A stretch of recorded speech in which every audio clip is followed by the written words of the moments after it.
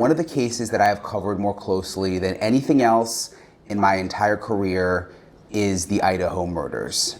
Kaylee Gonzalez, Ethan Chapin, Madison Mogen, and Xander Kernodle brutally killed in their college house. I was in Moscow. So there's absolutely no reason then, Brian, for you to be mixed up on any facts in the case, and you should have some real insight. Let's see what you got. Ladies and gentlemen, thank you. Listen to Pavarotti. Can I be your superhero? Hello, welcome to The Revealing. I'm your host, Pavarotti, and I'm here to discuss the Idaho 4 case. And we have a lot of information that's starting to hit the mainstream as well as on, of course, the social media topics.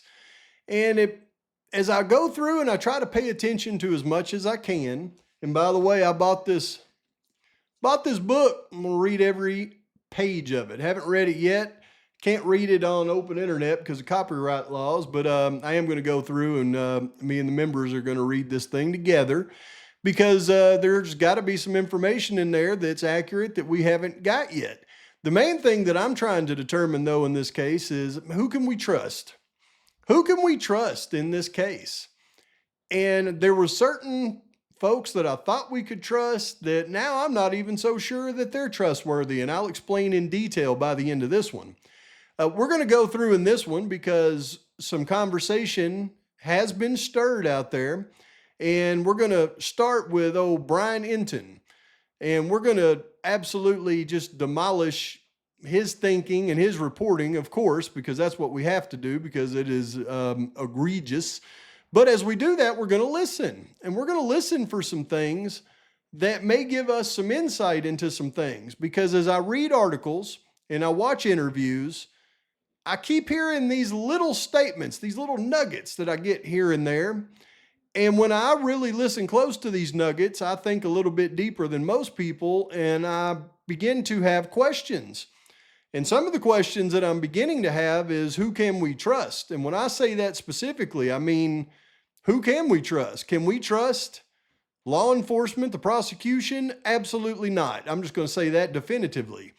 But can we trust the attorneys for Brian Kohberger's case? Can we trust their experts?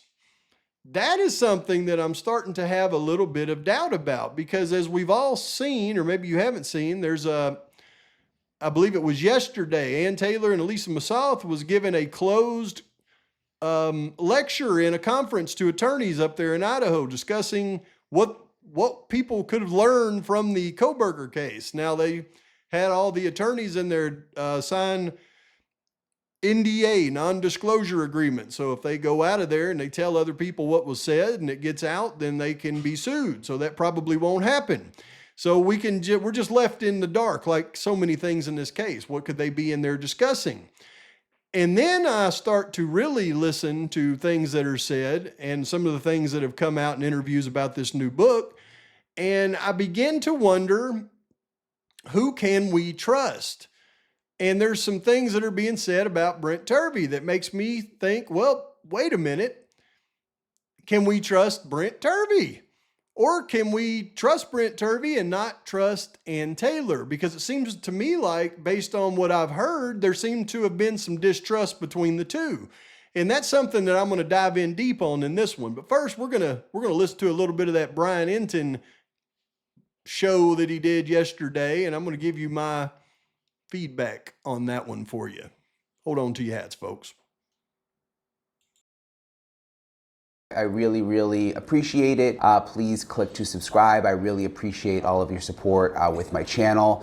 Let me start off this episode by saying that one of the cases that I have covered more closely than anything else in my entire career is the Idaho murders. Kaylee Gonzalez, Ethan Chapin, Madison Mogen, and Xander Kernodle brutally killed in their college house. I was in Moscow. So there's absolutely no reason then, Brian, for you to be mixed up on any facts in the case, and you should have some real insight. Let's see what you got. Moscow, Idaho for months after it happened. Basically moved there I was in Pennsylvania when Brian Kohberger was arrested. I was at almost every single Brian Kohberger hearing. I would go back and forth to Moscow, and then I would go back and forth to Boise once the trial got moved to Boise. I have talked to most of the family members of those involved. I have looked at almost every single document accessible to me. So I feel like I have a real grasp on the case and sort of the dynamics surrounding the case. And Brian Kohberger pled guilty to murder. He is the murderer. Now you have access to all this. You've done everything you said you've done, and you're that certain of that. And people don't question your credibility at this point. Admitted guilt. He admitted guilt when he took the guilty plea, and he will spend the rest of his life behind bars, no chance of parole. That's just... And if he doesn't, well, you know, you're one of the ones I'm going to come after and point to everything against there, Brian. Just fact. That's what happened. And before his guilty plea, if you go back and if you watched me on News Nation, you know, I was very, very careful to say alleged killer Brian Kohberger, because that is my job, to try and be as fair as I can. And I would say alleged. Yeah, you would say alleged, and then you would bring up every rumor, every false rumor, and spread the false narrative since the very beginning. You sure would. You would do that, as you said, alleged. Killer, suspect. But now we can call Brian Kohberger a murderer because he pled guilty. His DNA was on the knife sheath. His DNA was on the knife sheath. There, if you'll go study DNA, you'll know that nobody can confirm that anybody's DNA is ever on anything. All they can do is give a ratio that suggests a statistic that it's their DNA. Stop saying this is somebody's DNA, because DNA science is never going to be 1,000% accurate. His car was seen on surveillance video speeding away from the house where the murders happened. His phone pinged near the house, and his phone was shut off during the time of the murders. And there was more. Okay, so this is going to be a recurring theme with a lot of people out there, but I want everybody to just stop and think for just a minute. Because when they talk about the evidence against Brian Kohberger, they use the big three, right? The DNA on the knife sheath, video of suspect vehicle, and phone pings, pinging near the residence. But you'll notice he follows directly up with phone pings, pinging near the residence with, and Kohberger's phone was shut off the night of the crime. Well, guess what? You can't have phone pings and your phone being shut off at the same time. So when they say phone pings put him near the residence, they're not talking about the night of the crime.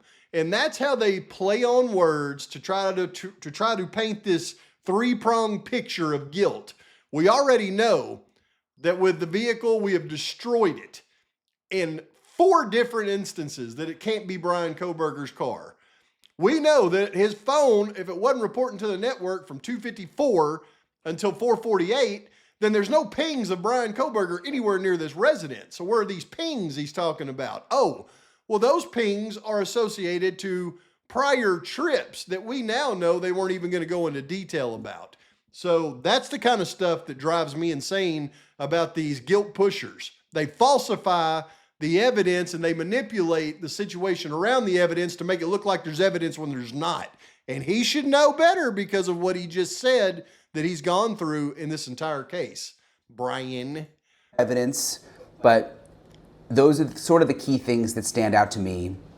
And then, of course, he admitted to it and he pled guilty, and there was no trial. Oh, yeah, of course. And he had, you know, there was the big hearing when he pled, and then there was the sentencing, and he pled guilty and admitted to the murders.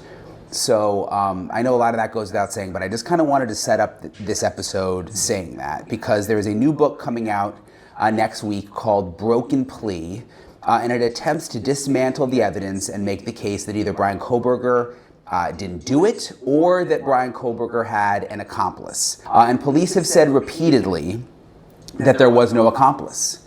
And if you think about it, if you know the case, if you followed the case the way I have, the accomplice thing, again, first of all, he pled guilty. Police have said there's no accomplice.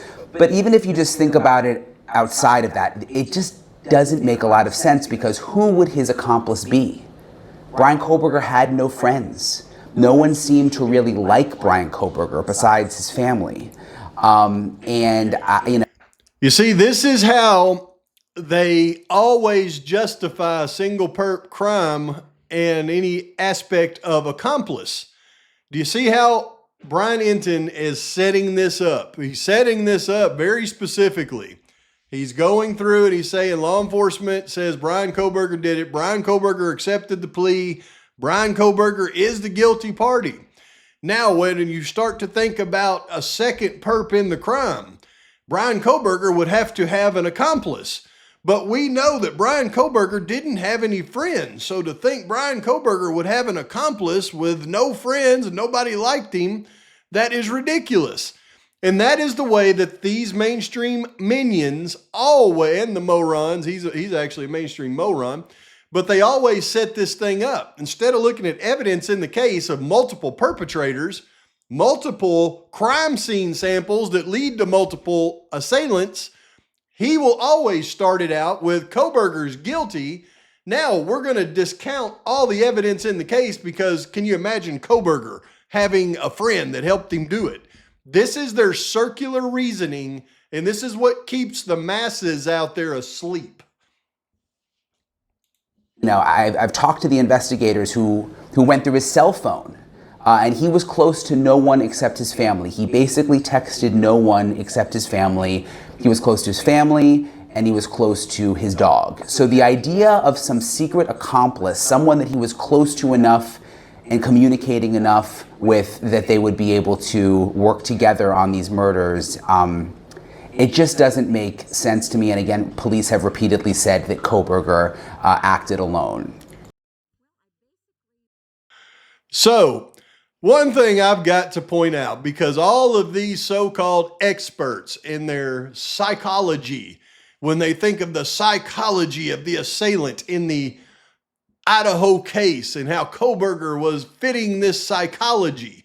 What Brian Entin said, from everything that we know, Kohberger loved his parents and Kohberger loved his dog.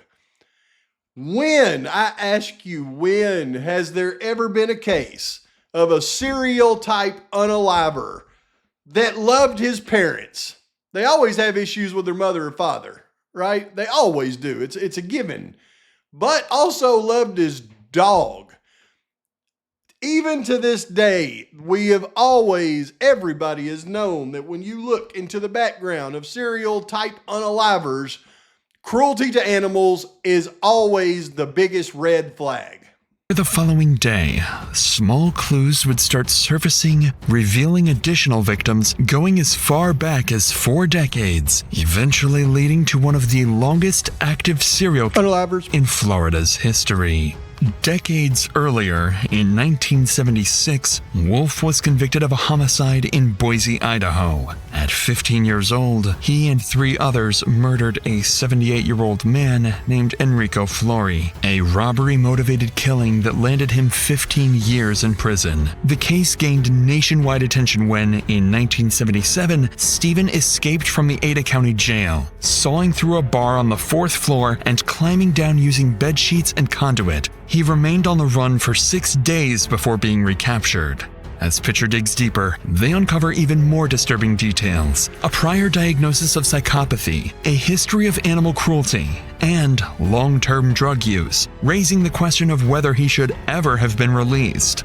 With these findings, Pitcher realizes he's looking for someone with a history of extreme violence, a proven capacity to evade justice, and potentially a serial unaliver. A history of animal cruelty. And he was close to his dog. A history of animal cruelty. And he was close to his dog. You don't have to have a PhD, just a little avid reading to know that these people that commit these types of crimes almost always have a history of cruelty to animals.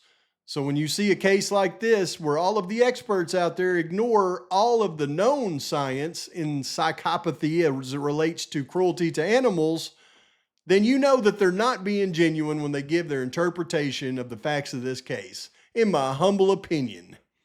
I struggled with whether to do an episode on this book, but the fact is, author Christopher Whitcomb, he did get a lot of new information. I've read the book, and there's new stuff in there. The book does give us a glimpse into what Brian Kohberger's defense would have been if there was a trial, and we didn't get to see that because there wasn't a trial. And Whitcomb did get documents that no one has ever seen. Okay, there's letters from Kohberger to his parents from jail. Those have never been publicly accessible. I don't know how he got those. There's FBI interviews with Kohberger's mom. I've never been able to see those transcripts until I read the book. The author even claims to have a recording of Kohberger's lawyer, Ann Taylor, talking about why they decided to take the plea. The author even claims to have a recording of Kohberger's lawyer, Ann Taylor, talking about why they decided to take the plea.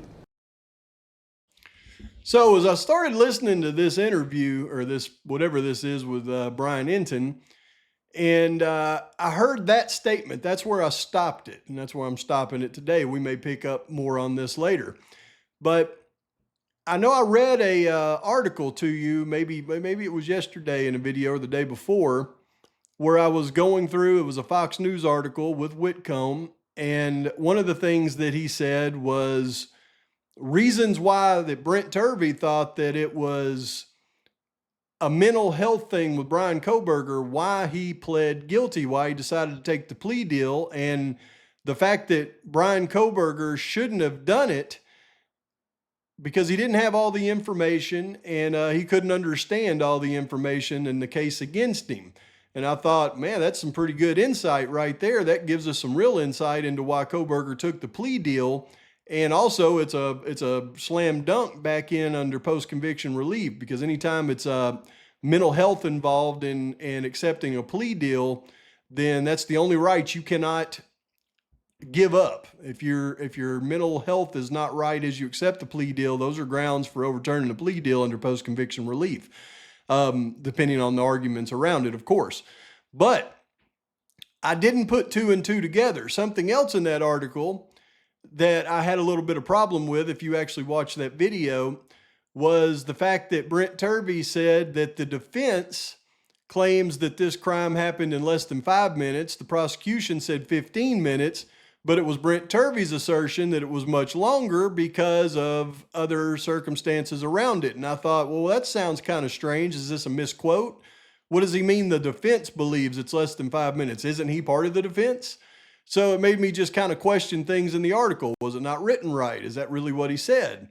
But then when I hear what the claim is, and I haven't read the book yet, so I don't know exactly what was stated in the book, but based on what Entin is saying, that Brent Turvey, in that conversation with Ann Taylor around why Kohberger took the plea deal, he just said that it was a recorded conversation, and that Turvey actually passed that recorded conversation on to Whitcomb, and that's why Whitcomb is able to quote it in his book. And it made me sit back and go, well, wait a minute. If he had a conversation, meaning Turvey, with Ann Taylor on the plea deal and why Kohberger took the plea deal, and he recorded the conversation, now I've got some questions. Number one, did Ann Taylor know that Turvey was recording that conversation? Why would Turvey feel it necessary to record the conversation, especially if Ann Taylor didn't know it? And that would have to be the only way there would be a recorded conversation of it for him to pass on to Whitcomb. So it makes me sit back and go, wait a minute. Who records conversations with people? Does he record every conversation that he has with somebody because of some kind of past things that makes him not, trust people? Or was he specifically not trusting Ann Taylor in this respect, and that's why he recorded the conversation with her? And in that case, it makes me take a step back, and I say, who can we trust? If he's recording conversations and passing them along because he doesn't have any confidence in that person or he thinks something's up, then that makes me not trust Ann Taylor. Or if he's recording those conversations with Ann Taylor and passing them on to people like Whitcomb, and Ann Taylor is on the up and up, then that makes me not trust Brent Turby. So in this case, I don't know who to trust.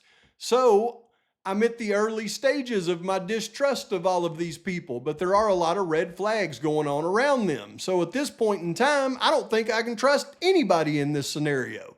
So I'm going to continue to deep dive, look beyond the